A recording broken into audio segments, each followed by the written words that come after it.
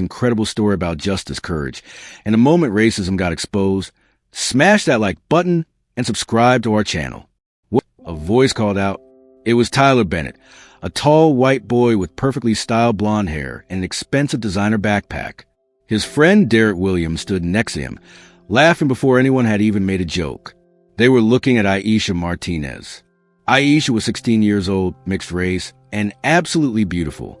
But what caught people's attention wasn't her looks. It was the way she carried herself, confident, kind, self-assured. So Aisha, Tyler said loudly, making sure everyone could hear, "How does it feel knowing you only got into advanced classes because of your race? Must be nice to get free passes while the rest of us actually have to work." Derek laughed like it was the funniest thing he'd ever heard. Aisha kept walking. She didn't respond. She never responded. That was her strategy. Ignore them, and maybe they'd get bored. But what Tyler and Derek didn't know was that Aisha's father was watching. Colonel James Martinez, Delta Force commander, 32 years of military service. The kind of man who'd spent his entire life defending his country against people who thought they were superior. And in exactly 3 seconds, these two racist teenagers were going to learn the most important lesson of their lives.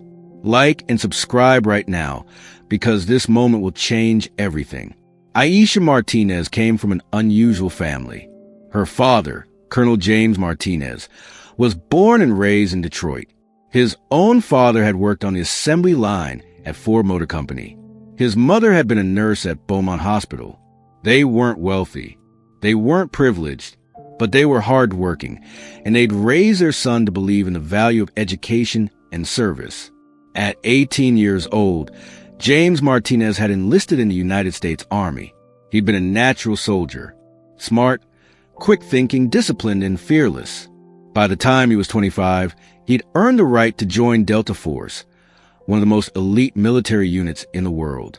For the past 7 years, he'd been a commander in that unit. Aisha's mother, Sarah Chun, was different. She came from money. Her family owned several successful businesses in the Northeast. She'd grown up in privilege, but she'd also grown up with values. She believed in hard work. She believed in integrity. And she'd fallen in love with James Martinez because he represented everything she admired: strength, sacrifice, and genuine character. When they got married, their wedding announcement made the local news. Mixed race couple, military officer and business family. It was a big deal. Aisha had inherited the best of both worlds. She was smart like her mother, disciplined like her father, kind, thoughtful, athletic, talented at art, able to move between different social groups at school without seeming fake. But she was also the kind of girl who made some people uncomfortable. Tyler Bennett and Derek Williams were those people. Tyler came from a wealthy family. His father, Richard Bennett, was a real estate developer who'd made millions building luxury apartment buildings. Tyler had everything: a Range Rover for his 16th birthday, designer clothes, a house with an indoor pool, and an admission already lined up at Yale University, thanks to a generous donation from his father. Derek Williams was similar. His father owned a chain of restaurants. Derek had the expensive sneakers, the gold chains, the confidence that came from never having to worry about money, the assumption that the world existed for his benefit. These two boys had never been told no. They'd never lost at anything important, and they'd certainly never been held accountable for their behavior. Until now. The racist comments about Aisha had started in September, about a month into the school year. That's when Aisha had beaten both Tyler and Derek in the advanced placement English class competition.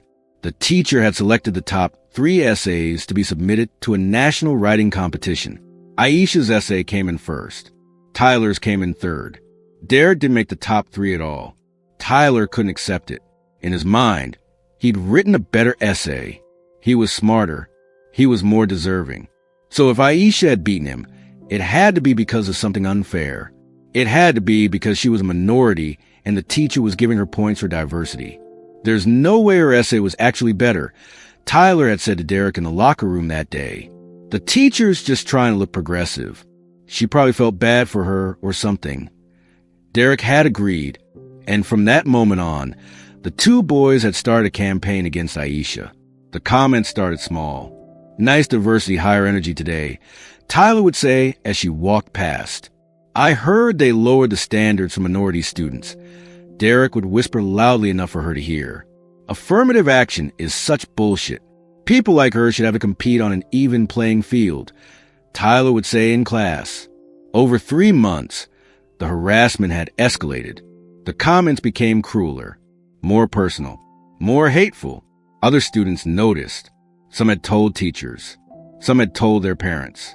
But when parents called the school, the administration always gave the same response. We're looking into it. The boys say they were just joking.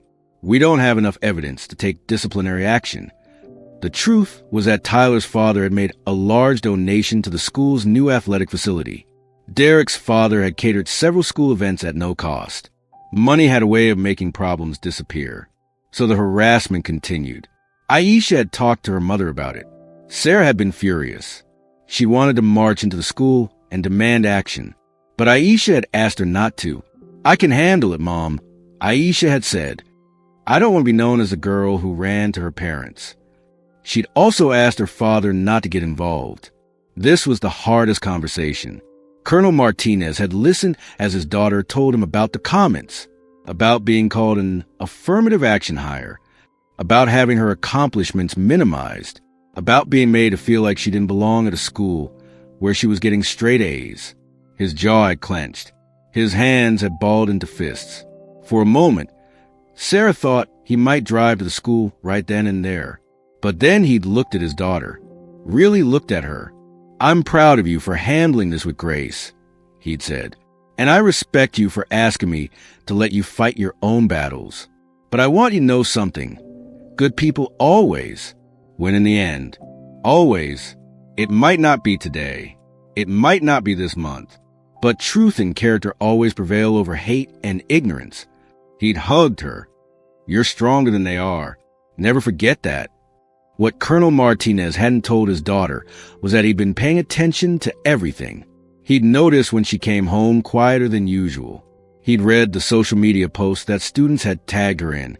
He'd heard the rumors through the military community grapevine. His friend, another officer, had a daughter at the same school who told him about the bullying. Colonel Martinez was watching, and he was waiting for the right moment. That moment came on Thursday afternoon. The harassment had become unbearable. It wasn't just Tyler and Derek anymore. They gathered a group of friends, 6 or 7 other rich kids who thought it was funny to mock Aisha. They created a group chat where they made jokes about her. They'd spread rumors. They'd call her names. One student had posted a video of Aisha in the cafeteria with a caption that read, "Imagine being this girl and thinking you earned your spot in honors classes. LOL affirmative action is wild." The video had gotten 2,000 views before a teacher reported it and had it taken down. Aisha had started wearing headphones in the hallway, not because she was listening to music, but because it made her look unavailable, untouchable, like she didn't care. It was a defense mechanism. But inside, she was falling apart. At night, she'd cry in her bedroom. She'd wonder if maybe Tyler was right. Maybe she didn't deserve her grades. Maybe her success was unearned. Maybe she was just a diversity hire. Her mother noticed a change. Aisha was quieter. She ate less. She didn't want to go to school. Talk to me. Her mother had pleaded.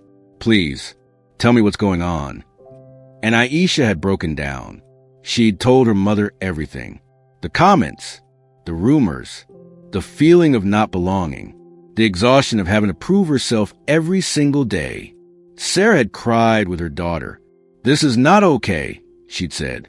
This is not something you should have to deal with alone.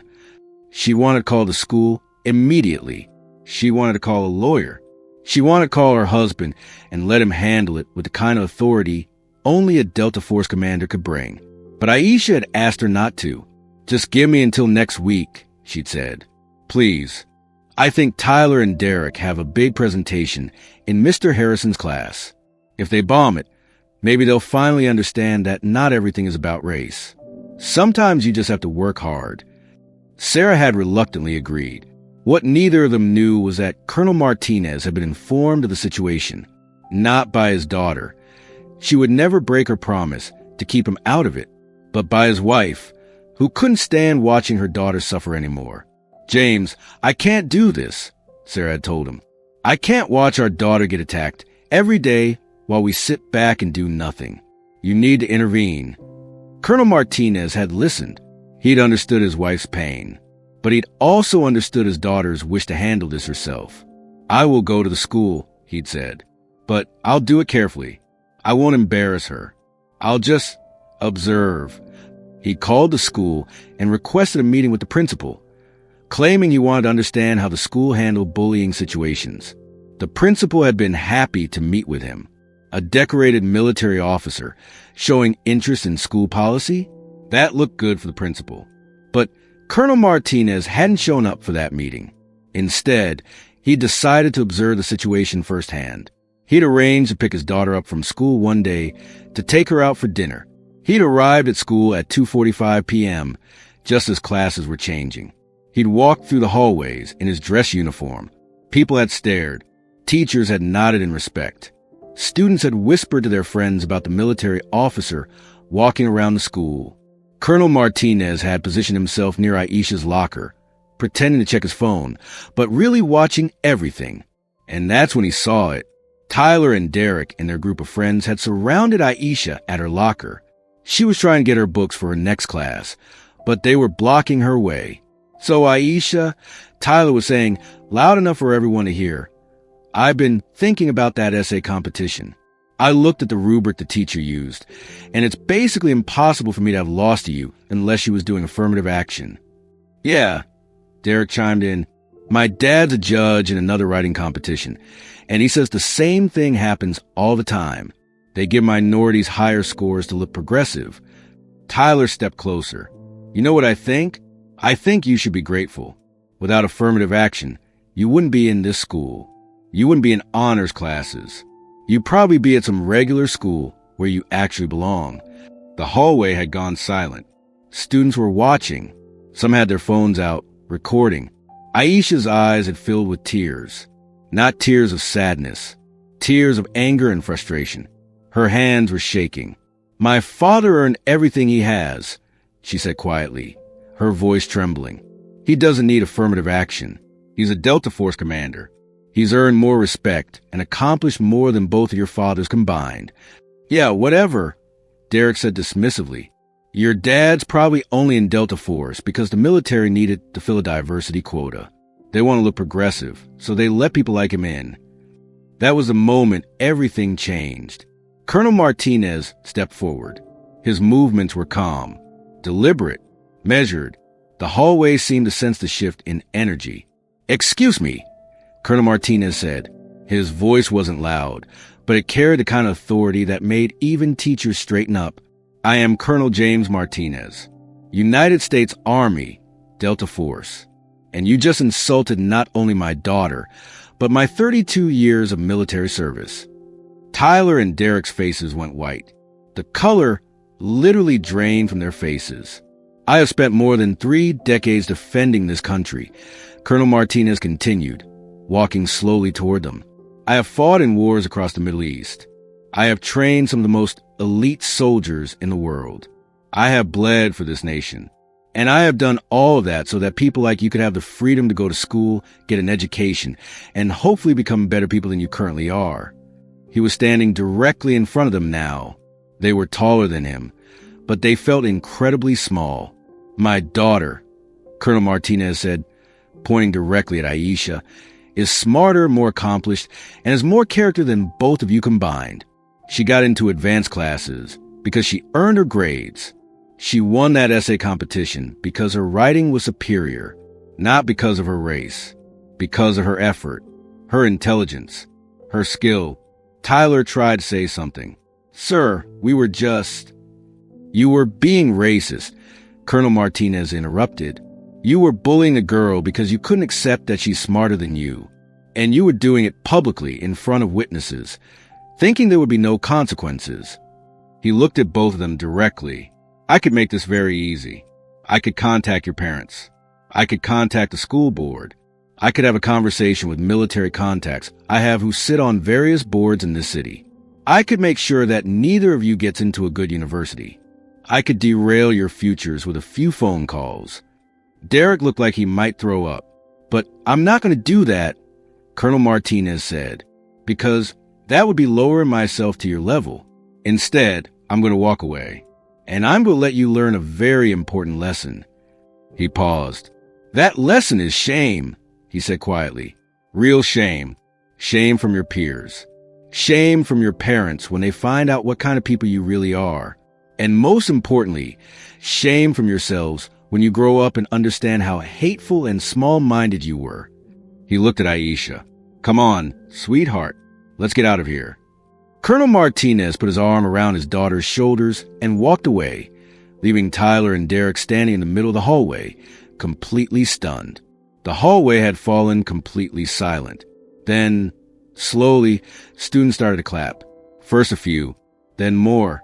Then it spread through the entire hallway like wildfire. Students were clapping for Colonel Martinez, for Aisha, for the fact that bullying had finally been confronted in the most powerful way possible. By the time Tyler and Derek got home that day, everything had already changed. Students at Lincoln High had recorded multiple videos of Colonel Martinez's speech. The videos have been uploaded to TikTok, Instagram, Snapchat, and YouTube. Within 3 hours, tens of thousands of people had watched them. The comments were brutal for Tyler and Derek. These racist kids just got destroyed by a Delta Force commander. They're literally shaking in the video. Imagine getting humiliated like that in front of your entire school. This is what racism looks like, and this is what accountability looks like. Those boys are pathetic. They attack a girl for being smarter and then get called out by her father. Perfect. The hashtag racist teens get roasted started trending at the local level. By evening, it was trending nationally. News outlets had picked up the story. Local news ran a segment. Military officer confronts bullying at local high school. The segment was sympathetic to Colonel Martinez and Aisha, and absolutely brutal for Tyler and Derek.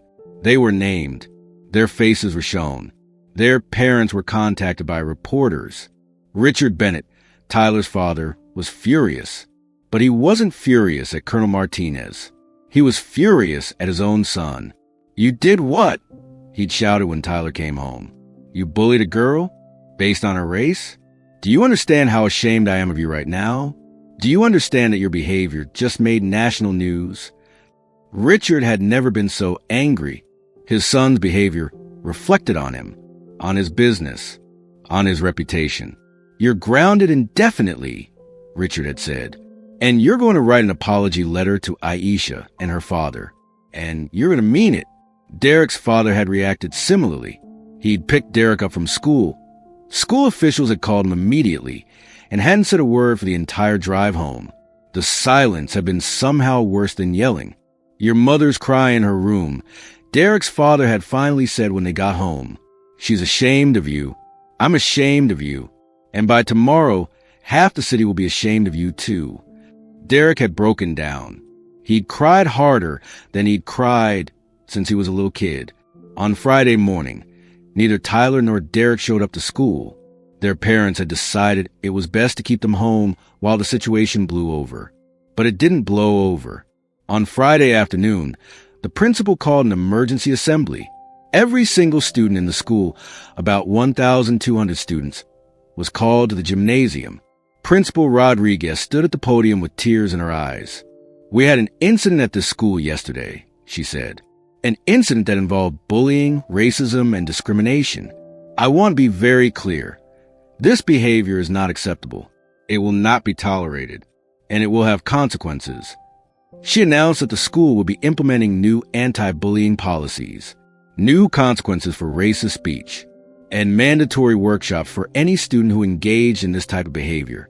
We also want to acknowledge Colonel James Martinez, who came to our school and showed us what real strength looks like.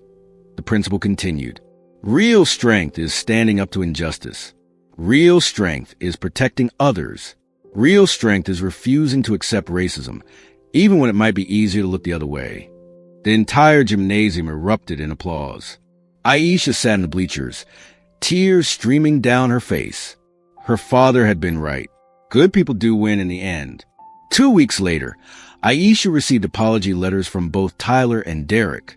Tyler's letter was formal and careful. He acknowledged that he'd been racist. He acknowledged that he'd bullied her because he couldn't accept that she was smarter than him. He wrote that he'd been wrong and that he was sorry. Derek's letter was much more emotional. He'd cried while writing it. He'd poured his heart into it. He wrote about how he'd been raised with privilege and had never been taught to think about how his words affected other people. He wrote about how ashamed he was. He asked for forgiveness, but said he understood if she couldn't give it. Aisha read both letters. She showed them to her father. "What do you think?" Colonel Martinez asked her. "I think they're sorry," Aisha said, "but I don't know if they understand why what they did was wrong. They understand that they got caught, but I don't know if they understand that racism hurts real people." "That's a fair observation," her father said, "and that's why real consequences are important. Consequences force us to think about our actions, to understand the impact we have on others." He paused. "The good news is that both of these boys are young. They still have time to become better people. And if they're really sorry, if they're really willing to do the work to understand their racism, then maybe they can change." Aisha decided that she would accept both apologies, but she also decided that she wanted to do something more. She reached out to Derek directly. She asked if he would help her start an anti-racism club at the school. Derek was shocked by the request, but he agreed. The anti-racism club met once a week. Derek was one of the founding members. Tyler eventually joined as well, even though he was still struggling to truly understand the impact of the behavior. The club read books about racism. They watched documentaries. They invited speakers who'd been victims of hate crimes. They discussed how racism operated in their everyday lives. They talked about privilege and how to use it to help others instead of hurt them. Slowly, Derek began to understand. He started to recognize his own racism. He started to call out other students when they made racist comments. He started to use his privilege to advocate for other students. Tyler took longer, but over the course of that year, something shifted in him as well. He read a book called "Why Are All the Black Kids Sitting Together in the Cafeteria?" And something clicked. He started to understand that his comments about affirmative action weren't just mean, they were ignorant. He started to understand that people of color had to work twice as hard to get half as far. By the end of the year, Tyler was writing essays about systemic racism. He was speaking up against racist comments, even when it made other kids uncomfortable. He wasn't perfect, but he was genuinely trying to be better. Final transformation, the power of accountability. 1 year later, on graduation day, something remarkable happened. Aisha walked across the stage to accept her diploma as the valedictorian of her class. She'd maintained a 4.0 GPA. She'd been accepted to every top university she'd applied to, including Harvard, Yale, and MIT. She'd chosen Harvard on a full scholarship. The entire gymnasium stood and applauded. In the audience, Colonel Martinez held his wife's hand. Tears streamed down both their faces. Derek also walked across the stage. His GPA had improved to 3.8. He'd been accepted to several good universities. In his graduation speech for the Anti-Racism Club, he'd talked about his journey from racism to understanding. He'd talked about the moment that changed his life. And he'd publicly apologized to Aisha in front of the entire graduating class. Tyler had also transformed. He'd taken a gap year to volunteer with an organization that worked on racial justice issues. He'd traveled to communities affected by systemic racism. He'd done the real work of understanding his privilege and figuring out how to use it for good. When Tyler returned to school for his final year, he was a different person. Not perfect, but genuinely committed to being better. The ultimate lesson, the story of what happened at Lincoln High School, spread beyond the school itself. Teachers use it as a teaching moment in their classrooms. Parents use it as a conversation starter with their own children. It became a textbook example of how accountability, combined with an opportunity for redemption, could actually change people. Colonel Martinez never had to use threats. He never had to use his power or his connections. All he had to do was show up, tell the truth, and hold these boys accountable. He showed them that racism isn't sophisticated. It's not clever. It's small and mean and pathetic. And when you confront it directly, When you expose it in front of other people, it crumbles. But he also showed them that there was a path forward, that they could acknowledge their mistakes and become better people. The most important lesson wasn't for Aisha. It was for Tyler and Derek. And it's a lesson everyone needs to learn. Your words have power. Your actions have consequences. And the person you choose to become is ultimately up to you. Asterisk, asterisk. Hashtag, checker flag your call to action. If this story moved your heart and reminded you why standing up to racism and bullying matters, smash that like button right now. Subscribe to our channel because we believe in stories that show the power of accountability, redemption, and the triumph of character over privilege. Asterisk, asterisk. Leave a comment below and tell us about a time when you stood up against injustice. Tell us about a time when you witnessed someone hold another person accountable. Tell us about a time when you were brave enough to admit your mistakes and become a better person. Asterisk, asterisk. Share this video with your family. Share it with your friends. Share it with young people who need to see this. Because change starts with awareness. And awareness starts with stories like this. When people see what real accountability looks like, they understand that racism isn't acceptable. Asterisk, asterisk. Don't forget to subscribe and hit the notification bell so you never miss another story about courage, justice, and the power of character. We have more incredible stories coming, and you won't want to miss them. We'll see you in the next video. Asterisk, asterisk. Flex biceps the truth you need to remember. Racism survives in the dark. It thrives when good people stay silent. But when someone with real character and real strength stands up and speaks the truth, everything changes. You don't have to be a Delta Force commander to make a difference. You just have to be willing to speak up, to call out injustice, to refuse to accept racism or bullying in any form. That's the real power. That's what makes people truly strong.